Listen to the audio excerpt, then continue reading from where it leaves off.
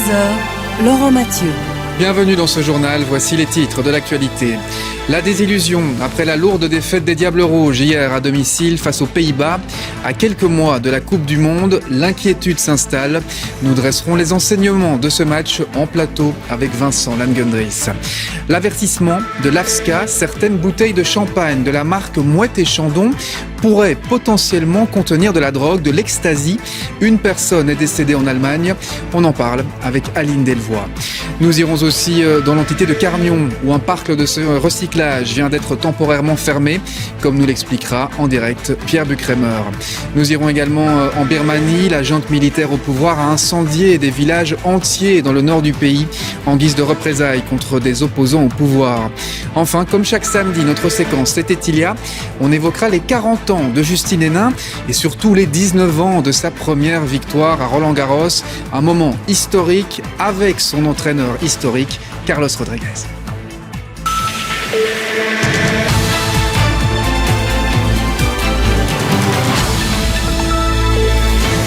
À tous, une correction, c'est le mot utilisé par pas mal d'observateurs suite au match d'hier. La Belgique s'est en effet inclinée 1-4 à domicile face aux Pays-Bas en Ligue des Nations. Et au-delà du score, c'est la manière qui inquiète à moins de 6 mois de la Coupe du Monde au Qatar. Le récit de cette soirée avec Christophe Reculé. Tête basse, mine grave, coup de sifflet venu des tribunes. Les Diables Rouges ont reçu une petite gifle hier soir. Et pourtant, dans un stade comble pour ce derby des plats pays toujours prestigieux, les Belges ont bien débuté la rencontre, s'offrant la première grosse occasion avec ce poteau signé Castagne. Un premier bon quart d'heure et puis plus rien. Les Diables perdent Romelu Lukaku sur blessure. Les Néerlandais mettent le pied sur le ballon. Un ballon qu'ils ne rendront plus. Et ce qui devait arriver arriva. 40e minute. Laissé libre, Bergwijn décroche une frappe splendide. Simon Mignolet ne peut que constater les dégâts.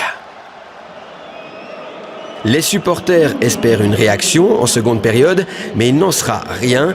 Profitant encore et toujours des largesses défensives belges, les Pays-Bas creusent l'écart dès le retour des vestiaires. Memphis Depay d'abord, Dumfries ensuite. Et enfin, Depay à nouveau ne laisse aucune chance à un Simon Mignolet, décidément bien seul hier soir. 4 buts et une correction pour les Diables. Une note salée, à peine adoucie par le but en fin de match de Michy Batshuayi. 1-4, score final, une défaite inédite à domicile dans un match officiel depuis 2010. On n'a pas assez fait pour éviter ces défaites. Ça fait longtemps qu'on a perdu à domicile. 4-1, c'est un grand résultat. Je suis sûr qu'on va parler beaucoup, on va s'entraîner, on doit analyser le match et on va tout faire pour gagner mercredi. Une petite humiliation pour les hommes de Roberto Martinez et une revanche à prendre donc dès mercredi, toujours au Stade Roi-Baudouin, toujours en Ligue des Nations, face cette fois-ci à la Pologne.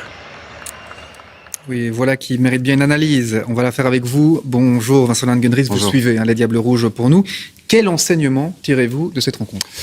J'ai envie de commencer par vous dire qu'on a le droit de s'inquiéter, mais on a le devoir de ne pas paniquer aussi à quelques mois de la Coupe du Monde. C'est vrai que ça fait mal, lourde défaite dans les chiffres. On l'a dit, Christophe, dans le sujet, ça fait 33 matchs consécutifs officiels à domicile qu'on n'avait plus été battus depuis 2010.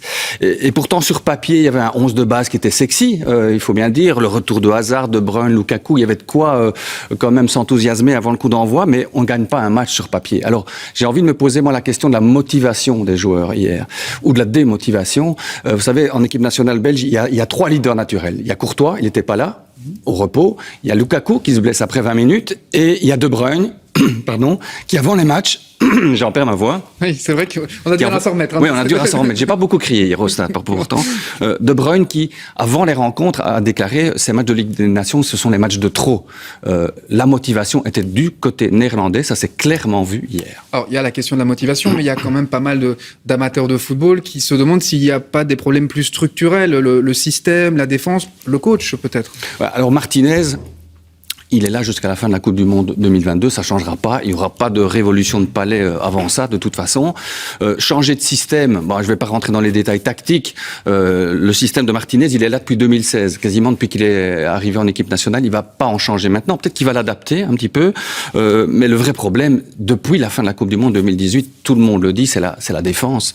Elle est certes vieillissante, Vertonghen, Alderweireld, Boyata étaient là hier, c'est 286 matchs à eux3 en équipe nationale, mais l'expérience ne vous fait pas courir plus vite.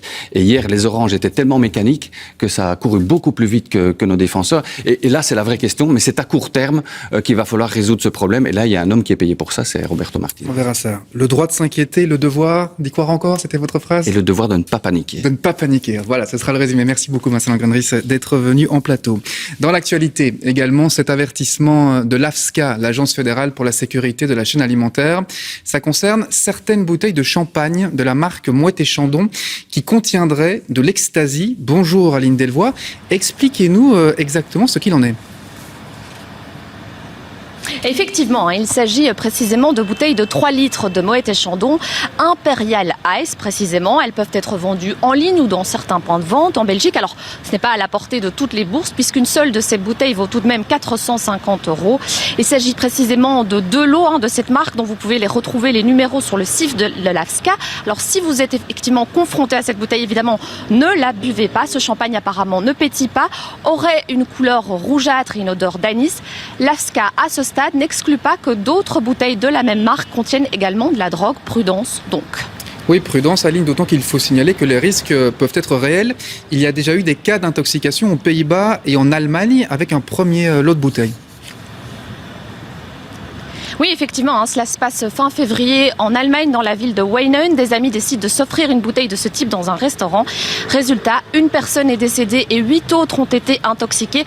Alors, d'après la presse locale, cette bouteille en question aurait contenu l'équivalent de 1000 doses uniques d'ecstasy. Alors, pourquoi et comment cette drogue s'est retrouvée dans cette bouteille ? Eh bien, c'est ce que devra déterminer l'enquête qui est menée actuellement par la police allemande et qui est suivie de très près ici par l'AFSCA en Belgique. Et on suivra ça également. Merci beaucoup, Aline Delvoye, pour ce point en direct. Tout autre chose, vous le savez, ce n'est pas un secret, le sport est bon pour la santé, mais saviez-vous qu'il est également bon pour l'économie ? Une étude réalisée par l'ADEPS montre que l'argent investi dans le sport génère pas mal de retombées. Bonjour Laurent Rard. Bonjour. Tout d'abord, commençons, on le sait, le sport et la santé, c'est un duo gagnant. Oui, car la santé reste le principal facteur de motivation à la pratique d'un sport. Regardez, 66% des 18-80 ans qui pratiquent un sport le font pour se maintenir en bonne santé. Et c'est tout profit pour l'économie, car le sport génère 2,5% de l'économie belge, soit plus de 9 milliards d'euros. Oui, c'est ça qui est important aussi de souligner, c'est que les investissements dans le sport ont des retombées économiques et sociales. Penchons-nous sur les chiffres. En Fédération Wallonie-Bruxelles, le montant des dépenses publiques et privées, 1,7 milliard d'euros. Montant des retombées sociales, 2 milliards d'euros. Pour bien comprendre, un exemple, pratiquer le sport permet d'éviter chaque année en moyenne 22 000 cas de diabète de type 2, soit une économie de 250 millions d'euros par an. Autre exemple d'une retombée, le sport. Le sport emploie plus de 122 000 personnes, ce qui représente 2,7% des salariés belges. Alors, un dernier élément, il y a toujours ce cliché, on entend souvent que les jeunes ne font pas assez de sport. Est-ce que c'est le cas ? Ils en font, mais pas tous. Regardez, 80% des garçons de moins de 18 ans font un sport. Chez les filles, c'est 72%. En revanche, et c'est plus inquiétant, 10% des jeunes de moins de 18 ans disent ne pas faire du tout de sport. Ce qui n'est pas votre cas. On le sait, vous êtes un des grands sportifs de la rédaction. Merci beaucoup, Laurent Rard. Dans la suite de ce journal, nous irons en Égypte, dans la nécropole de Saqqara, où des archéologues viennent de faire d'incroyables découvertes. Vous le verrez. Un rassemblement d'Ukrainiens au parc du Cinquantenaire à Bruxelles. Une manière pour eux de remercier les Belges pour leur accueil. Enfin, le coup d'envoi des 24 heures moto de Francorchamps. On en parlera avec Gérald Ouéry. Mais tout d'abord, en Allemagne, un train régional a déraillé dans les Alpes bavaroises. L'accident a fait 4 morts et 30 blessés. La cause exacte de l'accident est toujours inconnue à ce stade. Une enquête est évidemment en cours. Voilà qui referme ce journal. Tout de suite, la météo de Caroline Dossogne. Ensuite, l'échappée belge d'Adrien Jovenot vous emmène à la découverte des Hauts-de-France. Et ce sera avec la comédienne belge très talentueuse Mara Taquin. Excellent après-midi sur la Une. À ce soir, 19h30.